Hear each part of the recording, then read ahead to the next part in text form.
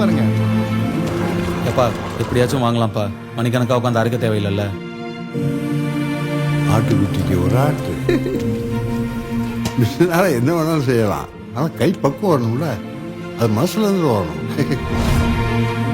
பொதுவாக லைஃப்பில் நம்ம பண்ணுற வேலையை ரசித்து பண்ணணும்னு சொல்லுவாங்க. அதுக்கு பெரிய பிஸ்னஸ் மேனாக இருக்கணும்னு அவசியம் இல்லை. வெறும் இட்லி சுடுறதா கூட இருக்கலாம். முருகன் நம்ம கம்பெனிக்கு வந்ததுக்கு 15% ப்ராஃபிட் இன்க்ரீஸ் ஆயிருக்கு. சூப்பர்யா, சரியான வேலைக்காரையா நீ. நமக்கு அப்புறம் இந்த வீடும் நம்ம கடையும் அப்படியே போயிடுமோன்னு. அவன் எங்க போறான்? இங்க தான் திரும்பி வர போறான். இங்க தான் திரும்பி வர போறான். இங்க தான் திரும்பி வர போறான். தள்ளிக்கங்க. ஏப்பா முருகா, அந்த பொண்ணு கயல் யாரு? கும்பிட்டு வேலை செய்து ஒக்காளி கொமட்ல குத்துனானா? You are the best. நான் உனக்காக ஒரு பெரிய எம்பையரே கட்டி வச்சிருக்கேன். இப்படி பொறுப்பு இல்லாம சுத்திக்கிட்டு இருந்தா எப்படி?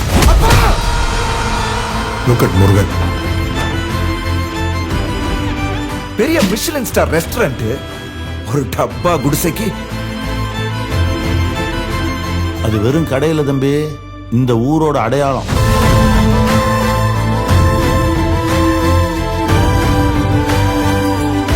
அந்த இட்லி கடை எங்க ஊருக்கே பெரிய சென்டிமெண்ட் சார். அவனை முழுசா அழிக்காம நான் இங்க வர மாட்டேன். வேண்டாம், எட்டனா பெறாத அவங்க அப்பனோட இட்லி கிடைக்காக அவ சாகிறதுக்கு ரெடியா இருக்கா.